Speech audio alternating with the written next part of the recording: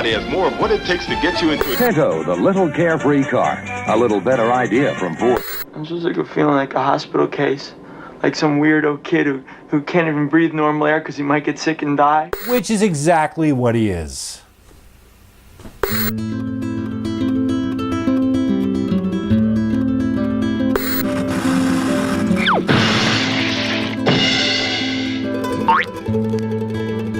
What happens when you take a Brady, a sweat hog, and the imminent threat of a deadly airborne disease? Well, you get the 1976 ABC made-for-TV movie, The Boy in the Plastic Bubble. Yeah, Duane has a connection to this movie because he is a germaphobe and I used to wear rugby shorts. I can't have showers. You're not the boy in the plastic bubble just because you're a germaphobe any more than that lady who got attacked by her chimp is Face Off. I sometimes like to think that I'm the fanatic. Hi, Danny.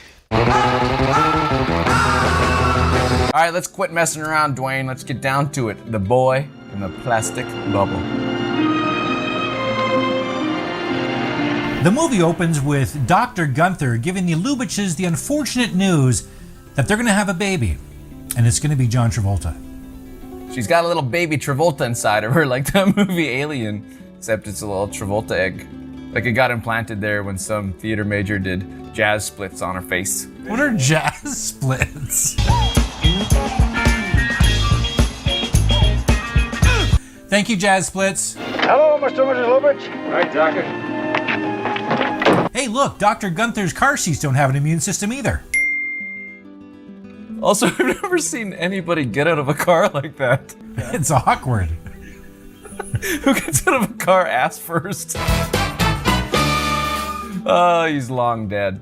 But speaking of dead, the Lubitches have already had a child with no immune system. So this news that she is pregnant is bittersweet, isn't it, Duane? Especially knowing that it will be, you know. And Johnny Lubitsch really wants children. There were never two people in the world more meant to be parents than you and me. At least 6. And of course, Mr. Brady comforts her the way all women like to be comforted, by having their neck waddles stroked. It probably snaps up really tight when she's cold. Time has come. We're about to hear the pitter-patter of little Travolta feet. Dr. Gunther's like, sorry, there wasn't any room inside. Do you mind if we stand on the roof and look through this skylight? Yeah, what's with the IMAX showing of his wife having this baby? May we please clear the theater? Can everybody leave? And they're like, oh. Good luck with your germ, baby. I love you. See you later. How were the tests? You need not see the glass box. Mr. Lubitsch, you may as well have it straight. We could get lucky.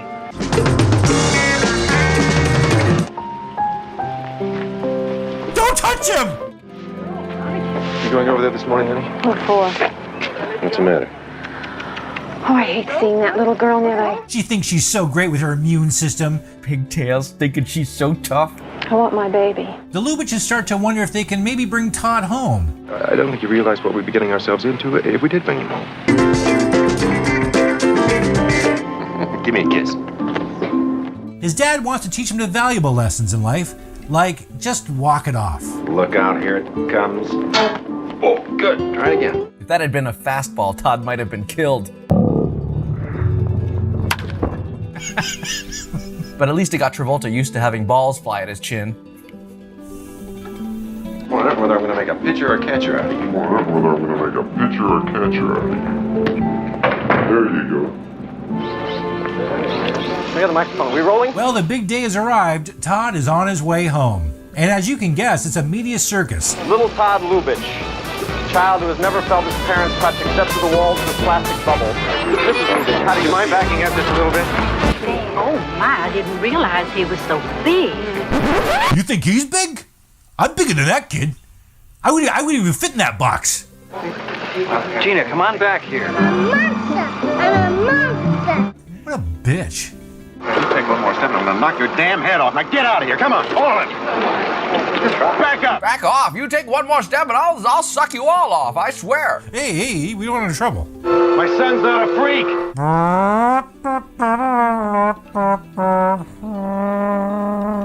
Breaker and fuse panels. Were they tested on this stuff? They just I guess. Bubble boy technology. It was really user friendly.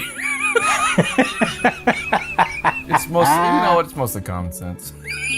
Okay, and Lubitsch decide to celebrate by trying to create another drain on the healthcare system. And then they have to cut away from Mr. Brady opening the champagne because it freaks him out. ooh, ow. Of course, their romantic rendezvous is cut short by the sounds of Travolta gagging on something. He's been attacked by Teddy Ruxpin. Oh my God, he swallowed it! Spit it. This is before the Heimlich maneuver, so Mrs. Lubitsch does what she can by beating the shit out of him. Spit it up! Get him hard, honey. Spit it up, You're Todd! supposed to make a suction cup with your hand and then put it over their mouth and then use the suction to pull the button out of the windpipe. Spit it out, baby! Are you okay? Todd. Oh, baby, I'm right? sorry. You... Spit it out! Spit it out, baby! Oh, Toddy. The Biggs family comes over to welcome Todd to the neighborhood with a present that the Lubitches now have to boil. Call first. Oh, well, our number's not listed. What, you think you're the only person with unlisted number? Our number's not listed. I don't even know my own phone number. Young son, look over there. Toddy, look who's here. Of course, the playdate goes bad immediately, but it does establish some themes, such as the dangers of hand-holding. Oh. Let it go! And Gina putting things in her mouth. You know, I know it's wrong to hate on a child, but God, I don't like this bitch. Well, it's been 12 years since Todd has come home, and in that time, Gina's become quite the little gossip. Yeah, she really dishes the dirt to those two guys that look like used Q-tips. But he's weird, you know? Like, I'm surprised he isn't looking at us right now. Todd knows Gina's talking about him. Todd can hear everything through his binoculars.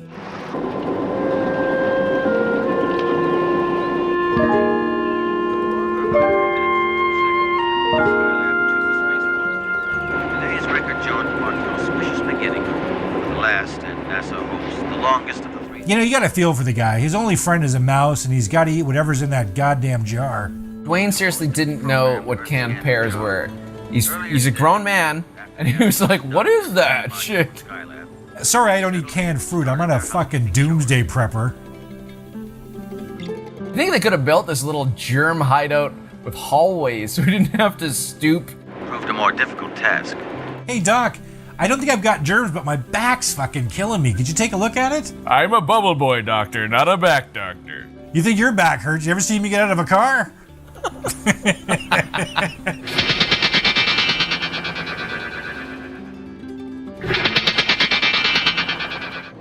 Honey?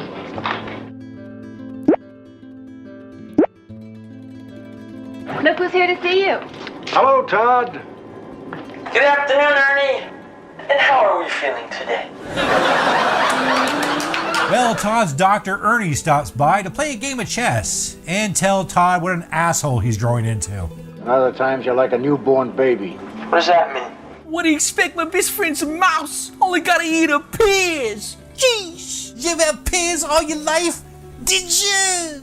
Then we see Todd playing with his toy jet. I don't know what he's thinking, like, shh, someday I'm gonna have a runway that leads right up to my house. What a crazy idiot. A doctor in Tokyo believes he may have found a treatment that might stimulate the development of the humoral and cellular antibody. And that's when we find out that Todd doesn't really enjoy hope. What kind of research has he done? Todd is like America in quarantine, and Dr. Ernie is basically Dr. Fauci. Duane, I think people have already forgotten about COVID. Conan? Yeah, I don't even know what I was talking about. Let's just keep going. Because there may be a cure at any time. The doctor in Tokyo, your own body. Oh, bull. I'll see you, Todd. Stupid bubble. I don't want to be in this bubble. I hate this bubble. Greased the railing on the stairway between the first and second floor, and Mr. Bristol took quite a nasty tumble. What kind of delicious treat are they eating? That would be whipped cream on Jell-O, or as we called it, the white trash parfait. What Todd doesn't get it, he just gets his like regular bowl of slop.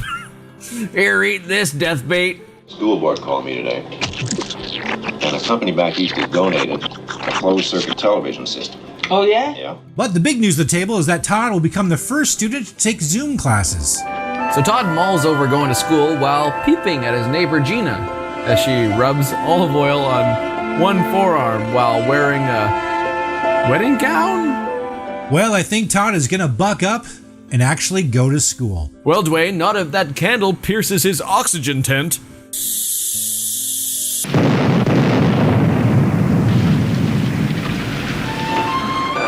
All right, you're on, Todd.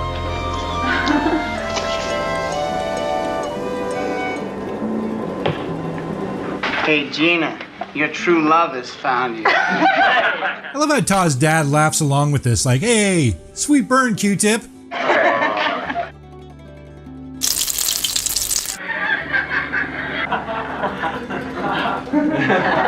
Unless every one of you want to be sent down to the principal's office, you'll cut it out right now.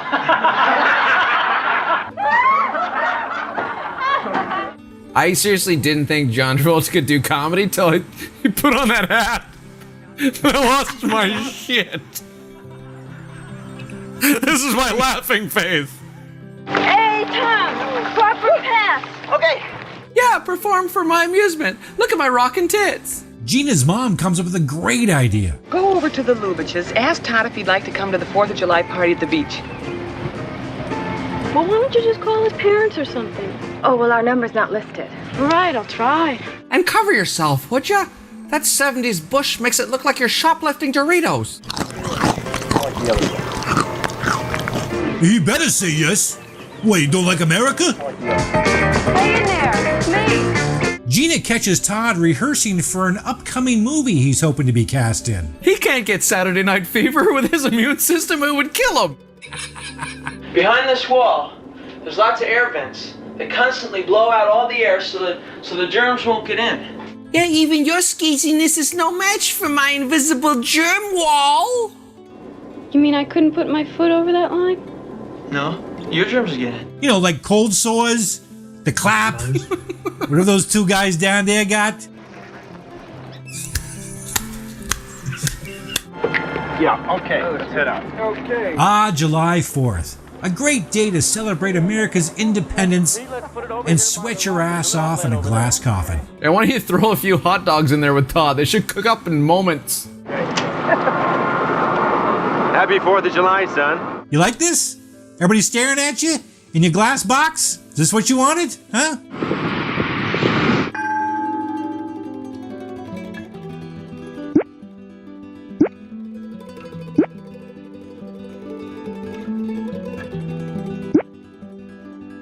What do you think of my horse?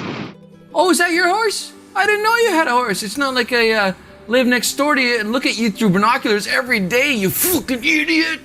I love to watch you ride them. Yeah, but I mean, you shouldn't tell people. Why not? Because people think you're dumb. What a little bitch. Hey, Todd, you want a hot dog dipped in rubbing alcohol? Todd? Todd? You know, that part looks like a lot of fun for people who have to be plugged into an outlet near the rocks. I'll give you $2 if you hold his hand through the fireworks. Gina and her pothead buddies come up with a fun bet for a whole $2. Let me see the money. I don't believe you. As a whore, I get ripped off a lot. Let me see the money.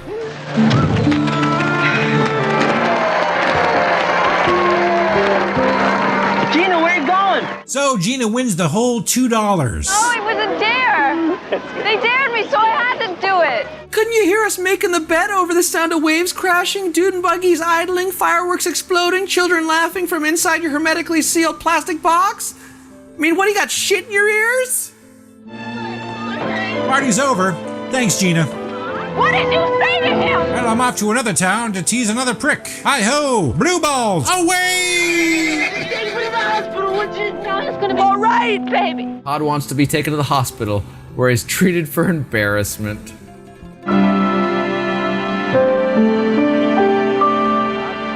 We're staying here in the new Laminar Airflow Center. Okay, as long as my roommate's not some sexually frustrated ginger with pockmarked skin and a pajama boner. Hi. Fuck! In case you're wondering, Roy suffers from a brain tumor and a terminal case of neediness. I'm really glad I got someone to talk to now. Sure hope we can become friends. Hey, why don't you talk to me? Just let me ask you one question. What is it?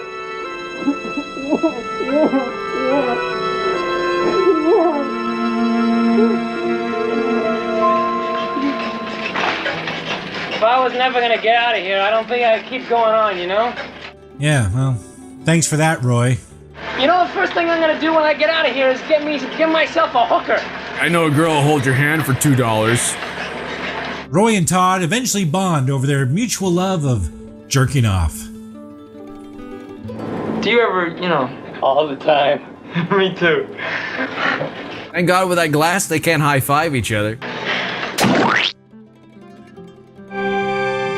Elsewhere in the news, astronaut Buzz Aldrin visits young Todd Lubitsch. So Gina's at home paying the rent. Then we see Todd on the news. That's Todd. I want to see this. Gina's like, I've never seen Todd on TV before, except every day at homeroom.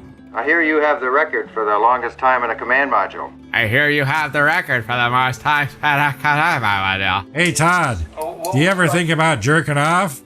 We call it splashdown. I don't know why I walk like a robot, but...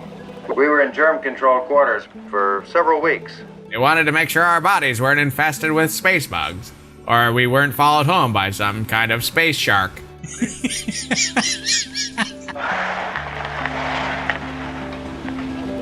I snuck this picture past your nurses.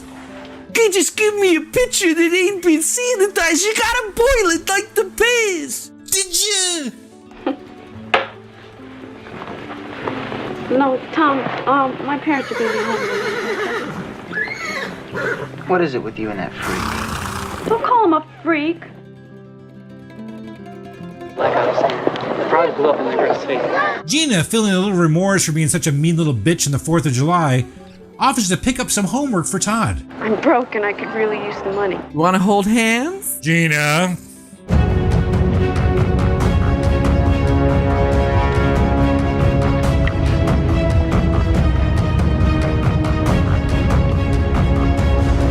I don't think Todd's dad knew the homework would be delivered by Pony Express. So, wait a second. If she lives next door, couldn't she just walk the homework over? Unless she's coming from school, and then the movie wants us to believe that she takes her horse to school? She doesn't take her horse to school. Movies are bullshit. Todd, feeling the effects of his mason jar of edibles, is tripping balls on classical music. But Gina's about to harsh his mellow. I brought you the books and supplies that you needed. And your homework's in there, too. Is he paying you? Yeah. That little bitch. Well, I was going to do it for nothing. But then another part of me said, well... I understand. That's what happens when you're born with rockin' tits. Just walk into any room and all is forgiven. How long has it been since you've had a shower? Well, first off, fuck you. No germs, no smell. You mean even if you take a shit, it's gotta smell? Not if you're Bubble Boy. You don't even have to wipe. How we embraced a policy of isolation. Either Todd missed a button on that shirt, or he's finally learned how to eat them without choking.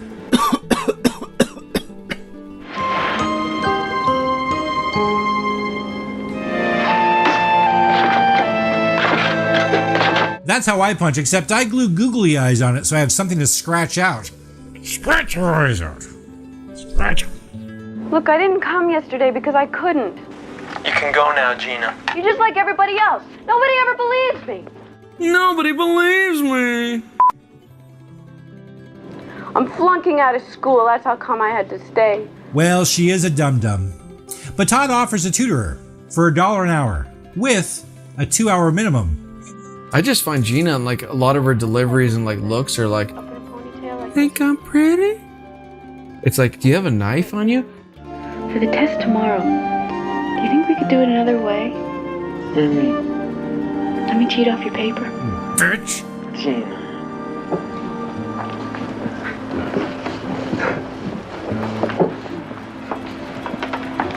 You think he might have like kept an eye on the teacher to make sure he wasn't looking at him?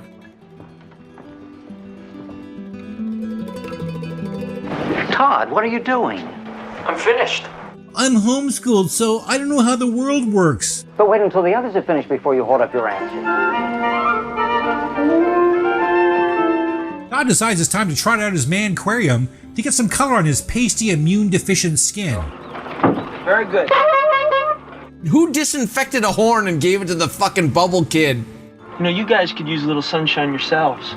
Starting to look real old. Todd, you got a lot of nerve talking about people's looks when you look exactly like Mike Myers from Coffee Talk. I mean, you never take a vacation or buy new clothes. Yeah, it's almost like we have some kind of financial burden that we're saddled with and we just can't seem to get rid of it. Hey Todd, you should be nice to others when you're the most killable person on the planet.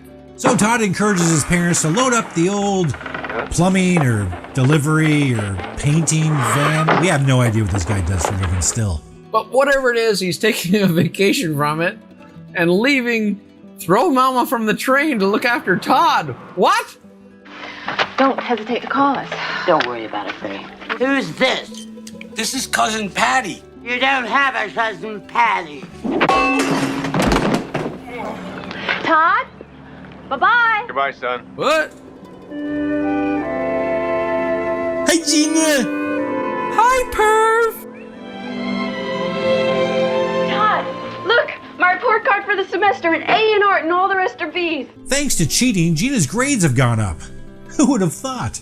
Hey, let's celebrate, okay? How? I don't know. Think of something you'd like to do, something special. Put him on the glass. They compromise and decide it would be a lot more fun if Gina moves Todd outside with the help of an elderly woman.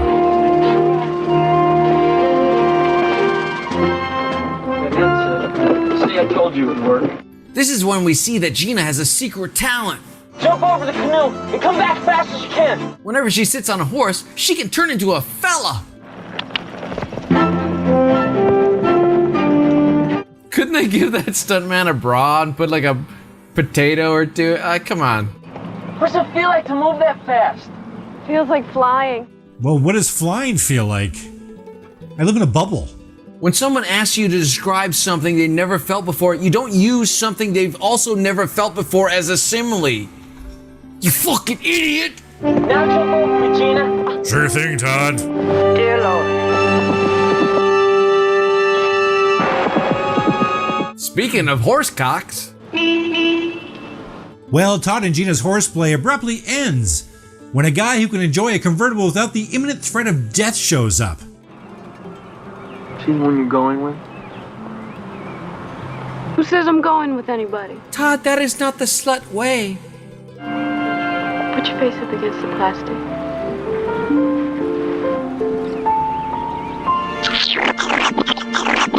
And Todd becomes the first boy to kiss Gina without getting a cold sore. Right time. Did you have a good time? Well, Todd's parents arrive home from vacation, and Todd has some special news for them. I want to go to school. Here, look, I'll show you. See? Judging by the technical specs, it has a helmet, airtight seams, a battery pack, and room for 3 fingers. Is it possible a human came up with something so amazing? Okay, Todd, come on out. The wardrobe department, they got the sketch, and they go, oh yeah, we'll make that, and they made it like as a joke. You're gonna get exactly what you gave me. And his first reaction is, hey, I'm not dead yet. It'll happen. Just give it some time. He'll die.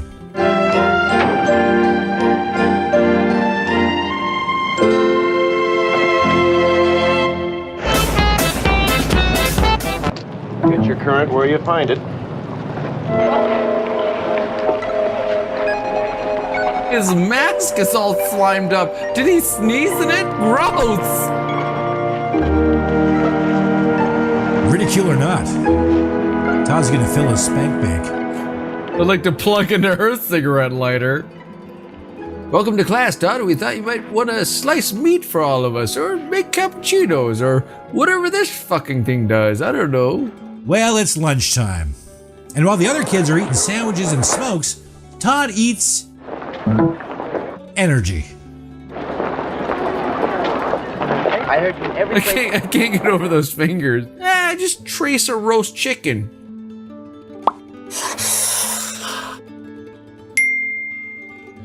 Ship it! Todd, I want you to meet some of my friends. You know Tom and Bruce. And, So this is Squeaky Frome, and Susan Atkins, and Tex Watson. Hey man, how you doing? I like apples. Hey Todd, we know you can't eat anything, but we thought you might want like another round of applause? Or to smell the burps of what we ate. I saw you on the news. You look great. Are you ready for something really weird? It's the Weirdo of the Week! This week with Todd Lubitsch! We were all about to take a little walk over to the football field. Would you like to come with us? Hey Todd.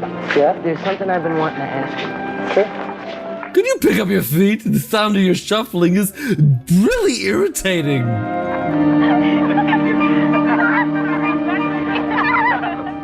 Little booties. Hey, Tom. Jealous of Tom, Todd challenges him to a push-up contest. Like, for instance, I bet I could beat you at doing push-ups. They were gonna measure dicks, but if Todd takes a suit off, he'll die. You talking about real money or space money? I'm talking $10. $10? That's the equivalent of 5 hand holdings. Are you all right?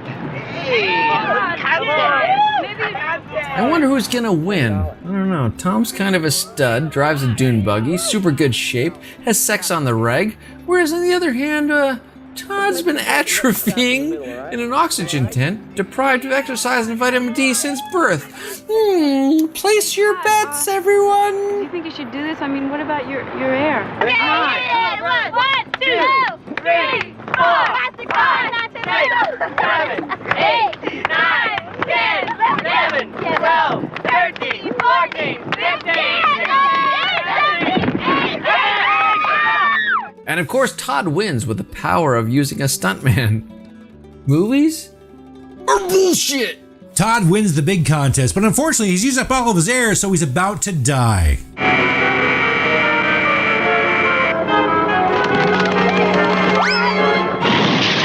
Todd, what's the matter? Are you all right?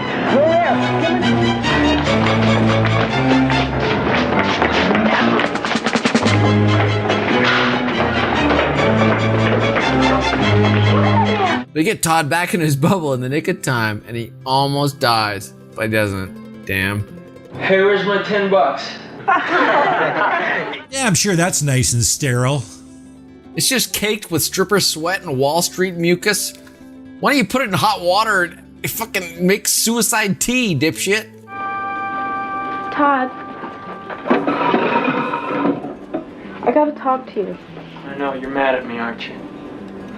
Yes, I'm mad at you. Todd tells Gina, I'm so sick of feeling like a hospital case.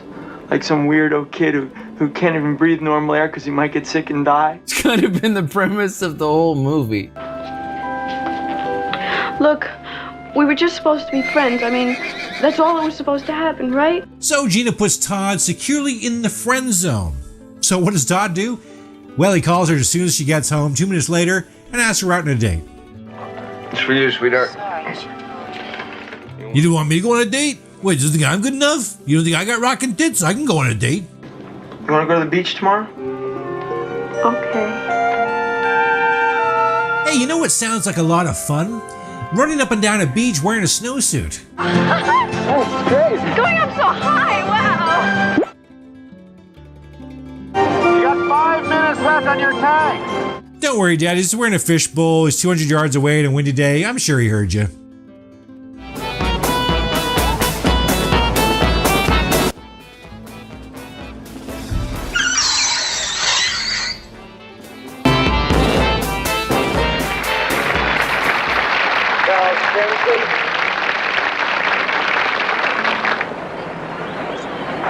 Lubitsch?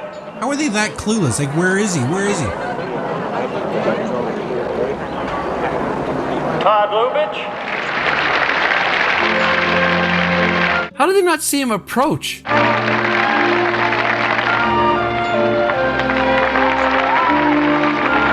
Nice suit, freak! Lubitsch!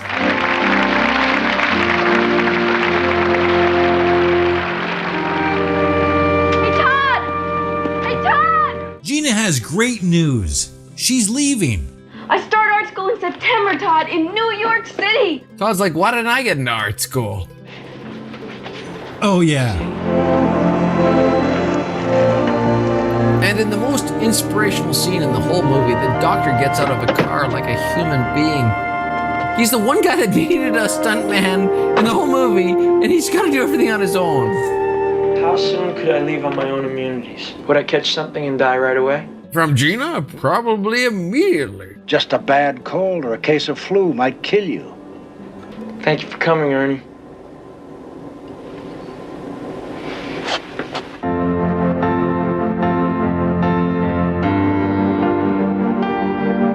Todd throws on some pants and an open neck shirt and decides this is a good day to die.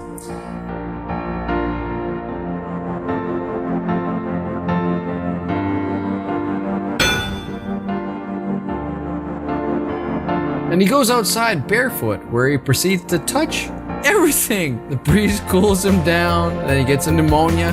He touches the tree, gets fucking Dutch Elm's disease, steps on fungus, gets athlete foot. This kid is a death trap! Todd!